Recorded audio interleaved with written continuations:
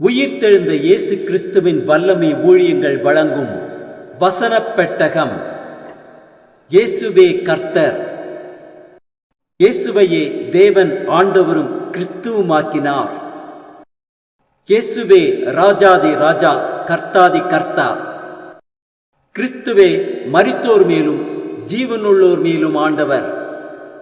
கிறிஸ்துவே போதகரும் ஆண்டவருமாயிருக்கிறார். வசனப் பெட்டகத்தின் இன்றைய தின கருப்பொருள் தேவனுடைய ஈவு. ஈவு என்பதற்கு இவ்வாறு விளக்கம் கொடுக்கப்படுகிறது: எதிர்பார்ப்பில்லாதபடி பணமோ பொருளோ ஒருவருக்கு கொடுப்பது. வேதம் என்ன சொல்லுகிறது? யாக்கோபு 1:17 வாசிக்கிறோம்: நன்மையான எந்த ஈவும் பூரணமான எந்த வரமும் பரத்திலிருந்து உண்டாகி சோதிகளின் பிதாவினிடத்திலிருந்து இறங்கி வருகிறது. அவரிடத்தில் யாதொரு மாறுதலும் யாதொரு வேற்றுமையின் நிழலும் இல்லை. தேவன் மனித குலத்திற்கு கொடுத்த மிகப்பெரிய ஈவு இயேசு கிறிஸ்து. அதை யோவான் 3:16 பார்க்கலாம். தேவன் தம்முடைய ஒரே பேரான குமாரனை விசுவாசிக்கிறவன் எவனோ அவன் கெட்டுப் போகாமல் நித்திய ஜீவனை அடையும்படிக்கு அவரை தந்தருளி இவ்வளவாய் உலகத்தில் அன்பு கூர்ந்தார். ஆதாமையும் ஏவாளையும் தேவன் பாவம் இல்லாதவர்களாய் படைத்தார். ஆனால் அவர்கள் தேவனுக்கு கீழ்ப்படியாமல் போன போது பாவம் செய்தார்கள். அதற்கான பலனை ரோமர் 5:12 வாசிக்கிறோம். இப்படியாக ஒரே மனுஷனாலே பாவமும் பாவத்தினாலே மரணமும் உலகத்திலே பிரவேசித்தது போலவும் எல்லா மனுஷரும் பாவம் செய்தபடியால் மரணம் எல்லாருக்கும் வந்தது போலவும் இதுவுமாயிற்று. இந்த பாவக்கட்டிலிருந்து எப்படி வெளிவருவது? ஒரு கிரயம் கொடுக்க வேண்டியதாயிருந்தது. தேவன் தம்முடைய குமாரனையே கிரயமாக கொடுத்தார். ரோமர் 6:23 வாசிக்கிறோம்: பாவத்தின் சம்பளம் மரணம், தேவனுடைய கிருபை வரமோ நம்முடைய கர்த்தராகிய இயேசு கிறிஸ்துவினால் உண்டான நித்திய ஜீவன். தேவன் நம்மேல் வைத்த அன்பினால் ஆதாம் இழந்ததை நமக்கு தர அவர் தம்முடைய சொந்த குமாரனையே தந்தார் என்பது தெளிவாகிறது. ஆதலால் இயேசு கிறிஸ்துவின் மேல் விசுவாசம் வைப்போம். தேவன் தரும் நித்திய ஜீவனை பெற்றுக் கொள்வோம். தேவன் அருளிய சொல்லி முடியாத ஈவுக்காக அவருக்கு ஸ்தோத்திரம். தேவனுடைய ஈவை குறித்ததான வேத வசனங்களை பார்க்கலாம். நீதிமொழிகள் 18:16 வாசிக்கிறோம்: ஒருவன் கொடுக்கும் வெகுமதி அவனுக்கு வழி உண்டாக்கி பெரியோர்களுக்கு முன்பாக அவனை கொண்டு போய்விடும். நீதிமொழிகள் 19:14 வாசிக்கிறோம்: வீடும் ஆஸ்தியும் பிதாக்கள் வைக்கும் சுதந்திரம், புத்தியுள்ள மனைவியோ கர்த்தர் அருளும் ஈவு.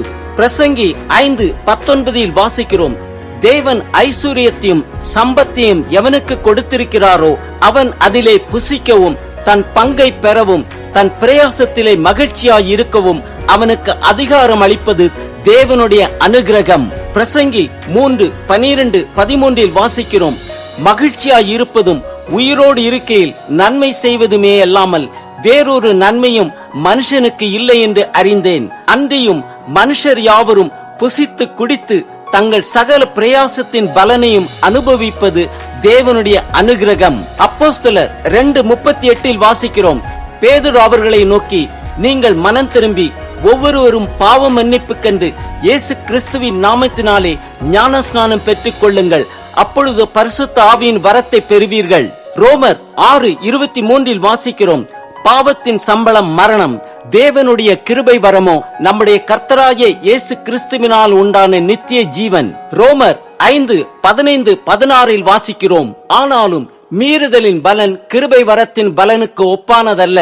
எப்படியெனில் ஒருவனுடைய மீறுதலினாலே அநேகர் மரித்திருக்க தேவனுடைய கிருபையும் இயேசு கிறிஸ்து என்னும் ஒரே மனுஷனுடைய கிருபையினாலே வரும் ஈவும் அநேகர் மேல் அதிகமாய் பெருகி இருக்கிறது. மேலும் ஒருவன் பாவம் செய்ததினால் உண்டான தீர்ப்பு தேவன் அருளும் ஈவுக்கு ஒப்பானதல்ல. அந்த தீர்ப்பு ஒரே குற்றத்தின் நிமித்தம் ஆக்கினைக்கு ஏதுவாயிருந்தது. கிருபை வரமோ அநேக குற்றங்களை நீக்கி நீதி விளங்கும் தீர்ப்புக்கு ஏதுவாயிருக்கிறது. 1 கொரிந்தியர் 13:2 வாசிக்கிறோம்: நான் தீர்க்க தரிசன வரத்தை உடையவனாயிருந்து சகல ரகசியங்களையும் சகல அறிவையும் அறிந்தாலும் மலைகளை பெயர்க்கத்தக்கதாக சகல விசுவாசமுள்ளவனாயிருந்தாலும் அன்பு எனக்கிராவிட்டால் நான் ஒன்றுமில்லை. 1 கொரிந்தியர் 1:7-8 வாசிக்கிறோம்: அப்படியே நீங்கள் யாதொரு வரத்திலும் குறைவில்லாதவர்களாய் நம்முடைய கர்த்தராகிய இயேசு கிறிஸ்து வெளிப்படுவதற்கு காத்திருக்கிறீர்கள். நம்முடைய கர்த்தராகிய இயேசு கிறிஸ்துவின் நாளிலே நீங்கள் குற்றம் சாட்டப்படாதவர்களாய் இருக்கும்படி முடிவு பரியந்தம் அவர் உங்களை ஸ்திரப்படுத்துவார். எபேசியர் 2:8-9 வாசிக்கிறோம், கிருபையினாலே விசுவாசத்தை கொண்டு ரட்சிக்கப்பட்டீர்கள். இது உங்களால் உண்டானதல்ல, இது தேவனுடைய ஈவு. ஒருவரும் பெருமை பாராட்டாதபடிக்கு இது கிரியைகளினாலே உண்டானதல்ல. 2 தீமோத்தேயு 1:6-7 வாசிக்கிறோம், இது நிமித்தம் நான் உன்மேல் என் கைகளை வைத்ததினால் உனக்கு உண்டான தேவ வரத்தை நீ அனல் மூட்டி எழுப்பி விடும்படி உனக்கு நினைப்பூட்டுகிறேன். தேவன் நமக்கு பயமுள்ள ஆவியை கொடாமல் பலமும் அன்பும் தெளிந்த புத்தியுமுள்ள ஆவியையே கொடுத்திருக்கிறார். யாக்கோபு 1:17 வாசிக்கிறோம், நன்மையான எந்த ஈவையும் பூரணமான எந்த வரமும் பரத்திலிருந்து உண்டாகி சோதிகளின் பிதாவினிடத்திலிருந்து இறங்கி வருகிறது. அவரிடத்தில் யாதொரு மாறுதலும் யாதொரு வேற்றுமையின் நிழலும் இல்லை. 1 பேதுரு 4:10-11 வாசிக்கிறோம், அவனவன் பெற்ற வரத்தின்படியே நீங்கள் தேவனுடைய பற்பல கிருபையுள்ள ஈவுகளை பகிர்ந்து கொடுக்கும் நல்ல உக்கிரானக்காரர் போல ஒருவருக்கொருவர் உதவி செய்யுங்கள். ஒருவன் போதித்தால் தேவனுடைய வாக்கியங்களின்படி போதிக்க கடவன். ஒருவன் உதவி செய்தால் தேவன் தந்தருளும் பலத்தின்படி செய்ய கடவன். எல்லாவற்றிலேயும் இயேசு கிறிஸ்து மூலமாய் தேவன் மகிமைப்படும்படியே செய்வீர்களாக. அவருக்கே மகிமையும் வல்லமையும் சதா காலங்களிலும் உண்டாயிருப்பதாக. ஆமேன்.